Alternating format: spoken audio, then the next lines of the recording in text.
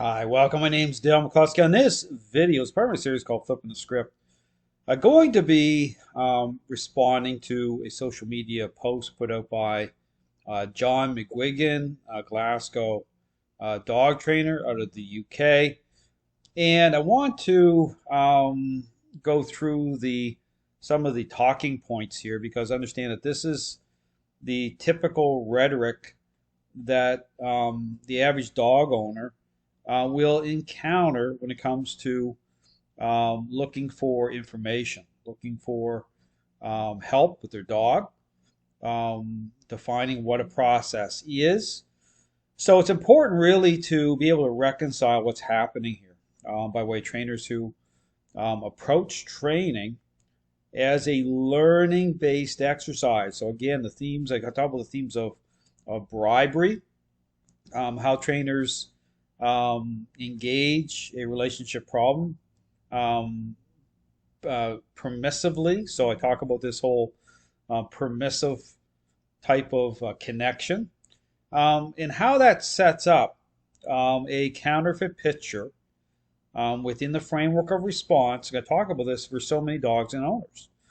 And why, but why at the same time this is so popular. Understand that this is very attractive for those who are, have a, emotional connection with their dog. And understand, I talk about a emotional connection, defining that type of connection, because, understand we wouldn't have a dog in the first place if we didn't want a dog to come in to our lives and, have relationship, be able to share in that relationship with animals. Dogs are amazing animals, but you have to understand something here. When I talk about, dogs are different. Okay, they're social animals, so they understand there's depth. Okay, it goes deeper than just appearances, and this is where appearances get us into a lot of trouble.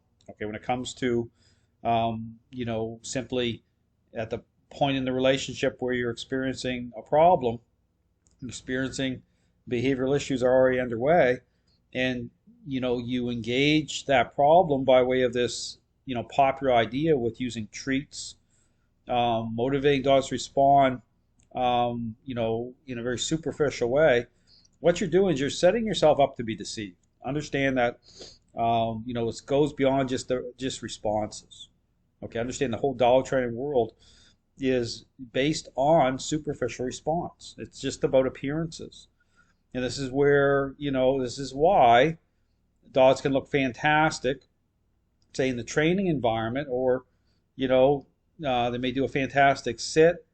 They may do a down. They may stay for you. They may even wait for their food.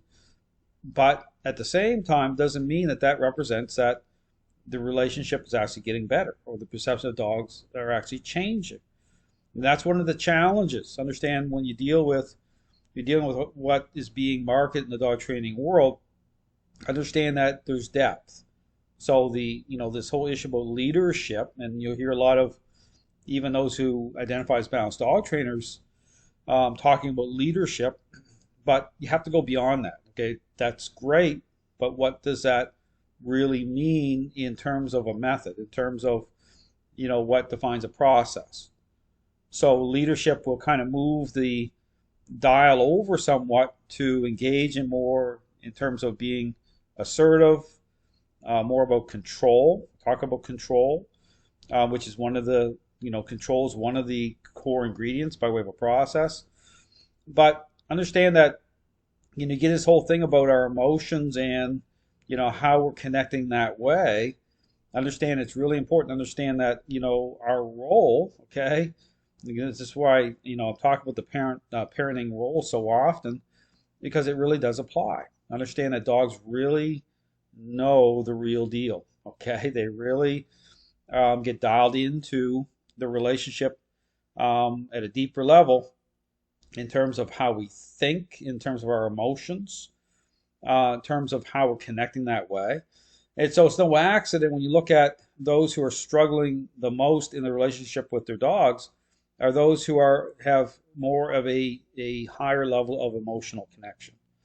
So it's understanding that, dogs fit into our lives, and if we didn't have that desire, that type of a type of emotional connection, then we wouldn't have dogs in the first place, and that's a good thing.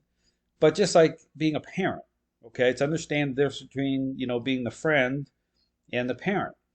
And so in a book I wrote a few years ago, I talk about, because I line these themes up in terms of the social aspect, okay, of the relationship, okay, why that really does matter.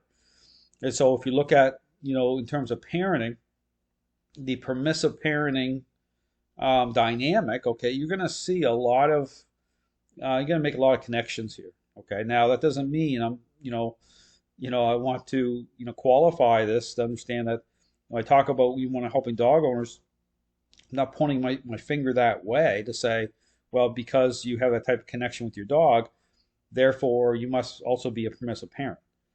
Okay, understand that's not what I'm saying. Okay, that's not what this is about, because sometimes, and even at a certain point, we will connect with dogs in a more emotional way because it's different. Okay, we really will establish that type of connection. It doesn't mean that we aren't, say, great leaders. It doesn't mean that we're bad parents. It doesn't mean any of that. Typically, it's just the fact that we hold dogs up to that type of a connection level, which isn't necessarily, a fault per se. There has to be an awareness here. Okay, understand that this is where when I'm helping dog owners out, I'll say, listen, dogs know the real deal. So, sometimes that type of connection is more superficial. Okay, it's really about the end of most times. Most dog owners really are have those type of qualities in terms of leadership. But with their dogs, it's more of kind of a intentional thing that they're doing here. So the good news in that is that the dogs kind of sense that. So the turnaround or the ability to really switch gears to be able to create change can happen very, very fast once you get the right information to say, okay, I understand that this isn't about, and we'll talk about this narrative here put out by this force-free trainer. So it's not about, abusing dogs. It's not about being over the top. It's not about, hurting and all this stuff, violence. You hear all these type of narratives all kind of wrapped up. It's just like being a parent. It's about, understanding you fall on the right path in terms of, leadership, influence and control are part of it. But it's about speaking the right language. I talk about the right language through how you're interacting, okay? And being able to reconcile the responses to the relationship. Understand, it's one of the big problems of the dog training world is a lot of these trainers who are following this permissive bribery-based idea of things, because it's just superficial, lacks any depth. They're not even reconciling the reactions, okay, the right way at all with dogs. When dogs are gain level control and the reactions go into a even level of challenge, they'll immediately try to pin that as abuse or pin that as, oh, look, the dog's being hurt and all this stuff. Because understand that what they're doing through, this permissive bribery-based idea with using treats is, yes, they're eliciting agreeableness, which seems to kind of calm the water, so those levels of challenge appear to go away. And they're trying to market that as say, oh, you're good to go. And it's a total lie. Understand that it's no different. That's why I use the parent example. Say, well, you do the same thing with a selfish child, and you engage that way with those themes of bribery, accommodation, negotiation. Sure, you might get out of the store where your child's starting to act up and they want a certain toy or whatever, and they're starting to be mouthy, and so you say, okay, we get out of here. You'll get that toy, or you'll get it after, as long as you calm down. So it's the same thing. You might calm the waters, and someone looking at it say, oh, look, the child's well behaved. Oh no, okay. You haven't fixed the relationship at its core at all. You've just escaped the consequences of a bad moment, but you haven't changed anything. Okay, and see, that's the same theme in the dog training world. When you see these moments, that's what these trainers will do. They'll try to package up certain moments of agreeableness with using treats, engaging in this type of permissive connection, bribery, and you can hear the called the trust method, okay? But it's context, okay? It goes beyond. Appearances are very deceiving. You just can't go operate off of appearances. You have to be able to, connect the dots, okay? So the core ingredients that talk about influence and control, they're the kind of litmus test, okay? They're the ability to test the relationship, put the relationship to the test, okay? And be able to understand, okay, this is, but not just put it to the test. Those are your ingredients when it comes to change. So it's revelation through those core ingredients and change, revelation, change. So those are the things to consider and keep in mind, because I understand as I go through this, I'm going to do a couple parts on this video, because this is a really key thing here. Understand that you go into the dog training world and you're looking at these social media posts, and just from the surface of things, these trainers are trying to promote a certain image or a certain message here, and it's totally disconnected, okay, because it's all based on just surface appearances. And this is where, and they really think about this, people continue to struggle in the relationships with their dogs. It's like things can look one way in the training environment. Oh, this looks great, feels really good, I get the reward, pet all over my dog. Seems like I got around, having to bring my dog under any sort of control, and then, or leadership. But then okay, there's a disconnect here. I mean, because I'm home with my dog now, and all these things are still kicking off, and and then you're in this issue about avoidance. You're not, the things aren't right, but you continue to buy into this, because this is the other problem here. It leads people to believe that I don't have to change. Like, I can continue to connect with my dog at this emotional level. The dog can still be up on my bed. Now that all these things, right? All these things that mean a lot to me can still be happening. So even when I say about the dog being up on your bed or certain things, understand it's not about, nothing is bad in itself. It's just that when you've come to that point of a relationship problem, okay, you have to rearrange things temporarily. You have to kind of reshuffle the deck to make sure, okay, that change is going to happen, and then you start to rebuild bridges. Understand, it's all about, just like no different than being a parent. It's like structure. A process has to engage. You're in the child's airspace differently, okay, because it is about advocating. But then the freedom part starts to come. Understand that more freedom comes as change is happening, right? So when you watch my videos, understand that you're seeing me, when you see me, engaging, say, with the board and trains, I'm in the worst part of the relationship. Okay, understand that. And so the optics of things, right? You're going to see dogs go into challenge, and so for people that are marketing this ideology, they try to play off of those optics. Okay, they'll say, well, there's a better way. Use the treats, and you need to gain agreeableness with the dog. You need to see, but those are the same things I talk about. But then, so they have the advantage, so to speak, home field advantage, by way of this, bribery based, permissive ideology. They have the home field advantage at the front end, because it offers a false image up for so many dogs and owners. It offers that right. It appears like, oh, this is working, but coming on the other side, you're going to be, nothing's changing for so many dogs and owners. And then the blame shifting, that's easy. That's what these trainers will do. They'll say, oh, there's something wrong with the dog. Give it more time. They see, and when you get this amount of trainers doing it, I'm not just talking about force-free, but even balanced dog trainers doing this, then now you get a real problem, because it's, it seems to kind of make sense, because when you get to this level, then this is what's going on. And so here, I want to go through this, because this is really important. This is why people say, well, Dale, you do a lot of talking. Well, think of it this way. It makes no sense to do something unless you know why you're doing it. I mean, understand that so much of training has been about just trainers who, just offer up treats and immediately start to engage that way. But there's no critical thinking. There's no questions being asked as to, okay, like, is it really just about the dog doing a sit for a treat or a down for a treat? And so they can offer up a great, appearance-based, at a response level image. But then the question you need to ask, well, is that really what it's about? I mean, honestly, think about that.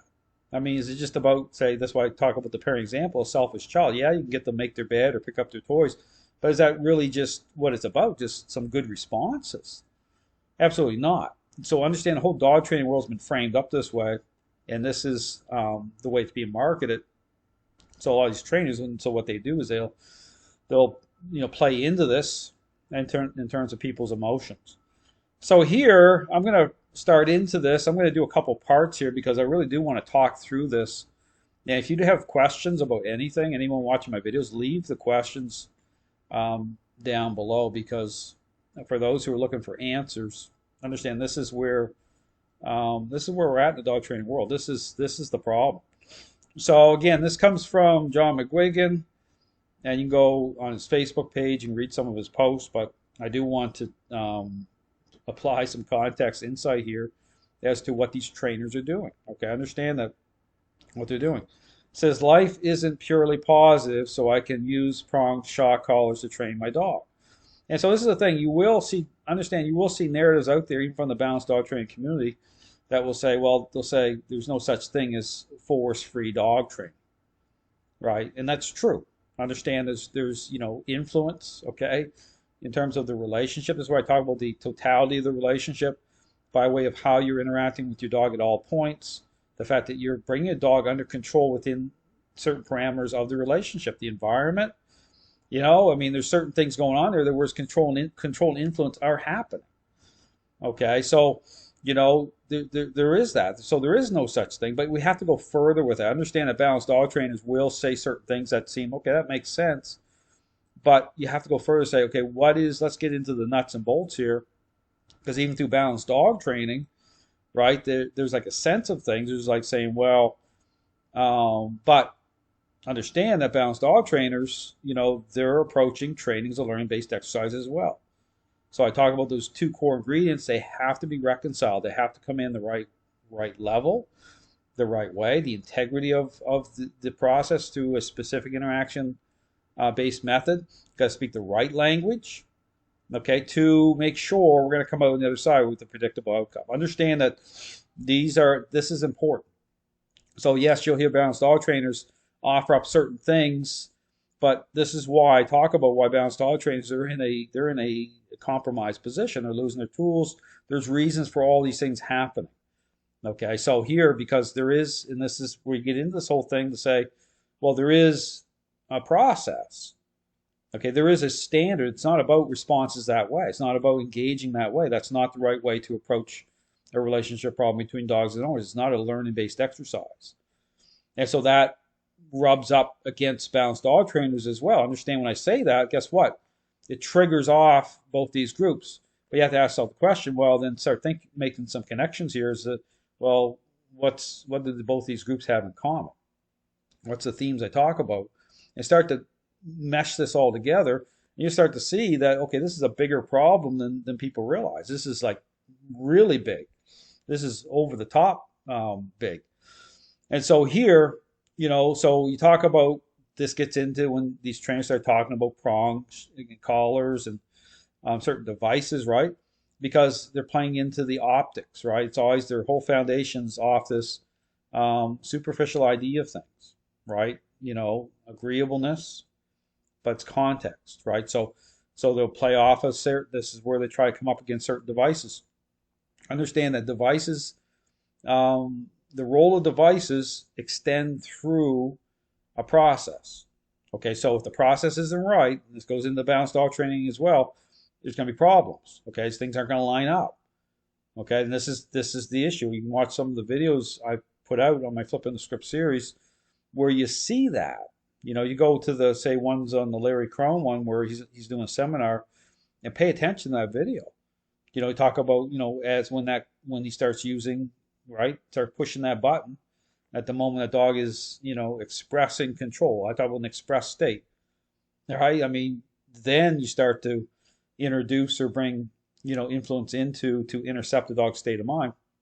It doesn't correspond. Okay, it's got to be proactive. I talk about intercepting. Okay, so you want to talk about the role of influence. It's specific in the way that it intercepts a dog's state of mind. So I'm going to stop it here for part one. Okay, I'm going to go through this and really talk through a lot of this, but You know, I do a lot of repeat myself in a lot of my videos, but understand these are the core themes here. You know, if I word things a certain way and talk through this, maybe the light bulbs will start coming on, hopefully, because my goal here is to help dog owners understand what's happening. Okay, I mean, you don't want to be in a position where you're like, okay, this, you know, what's happening here? The dog is this the dog's fault? Investing time and money needlessly. So when you come up against this idea, understand that, you know, you could be in serious trouble fast because the outcomes aren't good. Because, you know, it's specific. It has to be specific to what a process is. You know, it's not a learning-based exercise. It's a intervention. I can't make that more clear. It's an intervention. So thanks for watching this part. Be putting out another part here. Again, continuing to go through this using this narrative here as kind of a reference point.